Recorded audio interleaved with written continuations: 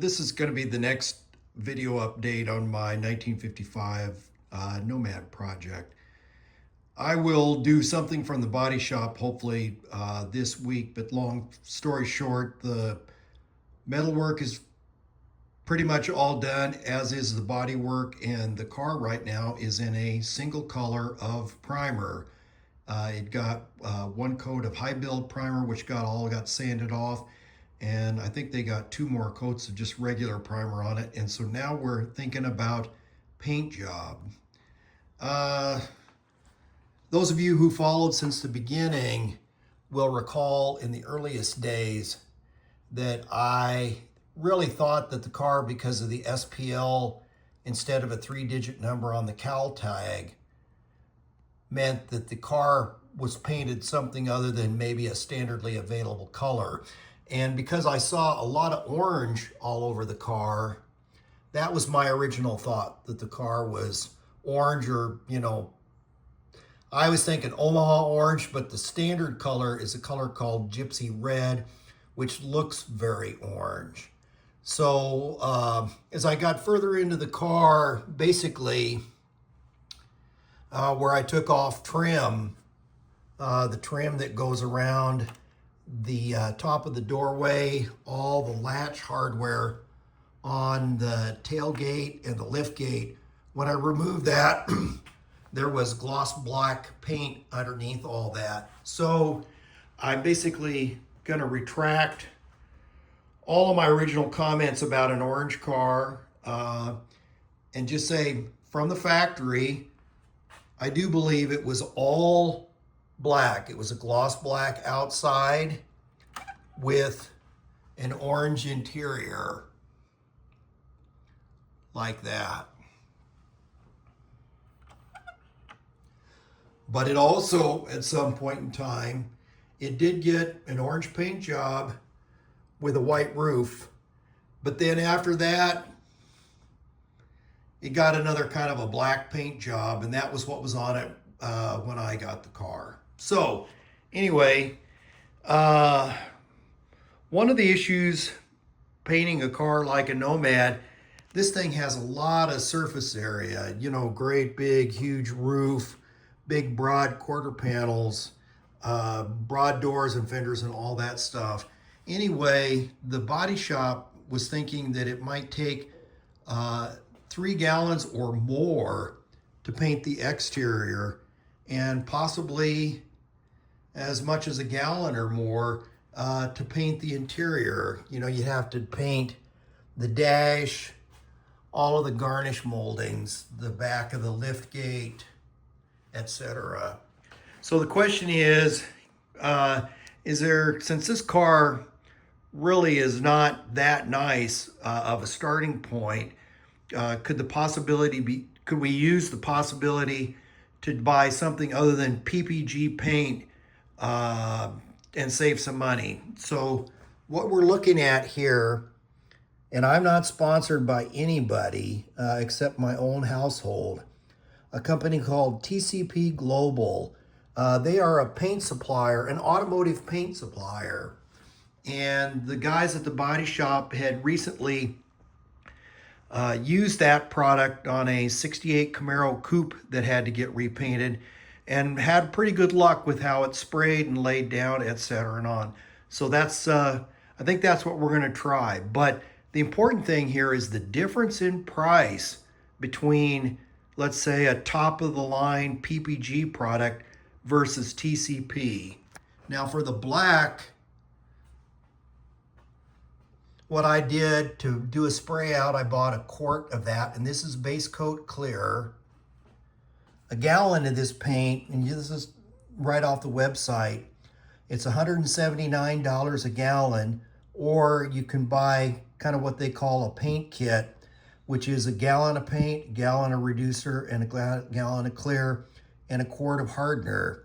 Now the difference in price here is between kind of like the base quality clear and their premium clear. So there's that there. Now on the orange, or what we're trying to get to, Gypsy Red, for the interior, Orange is definitely more expensive. $242 for a gallon, and that is just a gallon of paint. And then the same thing, gallon of paint, reducer, clear, hardener, and then the difference between the baseline clear and the premium clear. So in order to do a spray out and see what it looks like, I ended up picking Hugger Orange to try, and you can see what that color looks like. Now, when I think of Hugger Orange, you know, all the orange 69 Camaros I've been looking at over the years, and kind of a bright, shiny orange. And I was just going to try this to see what it looks like. And I was kind of surprised at what the dot looked on it, but we're going to try that. So that's, you know, again, this was a test. This would have been like $100 just for a quart, or 110, and for just under $200, I was able to, excuse me, buy the kit with the clear, the reducer, and hardener.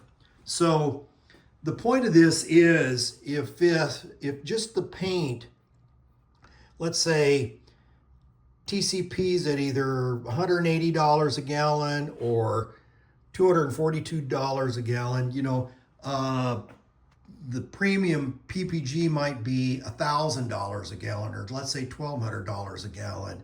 And so if you need 3 gallons to paint the outside, you're saving $800 a gallon. That's $2,400 just in paint cost. And so same thing on the orange. I just don't really think that this particular car is worth the expense, and especially if I can save literally thousands of dollars just in paint materials. That does not include what I had to spend on, you know, metalwork, body work, paint, prep, primer, etc. So, like I said, I'm gonna hope to do an update from the body shop later this week, but I wanted to talk about paint because a couple people have asked what color I was going to paint it, and I was thinking about kind of like a satin black, and there just is no easy way to do satin black and have it like be a nice long-term, very durable, resistant to car wash, bird doo-doo, you know, chips and scratches and all that stuff. So I'm going to go base coat clear and basically go back to how the car looked the way I think it did from the factory. One last note, you notice the models. These are both from an AMT kit for the 55 Nomad in 1/16 scale.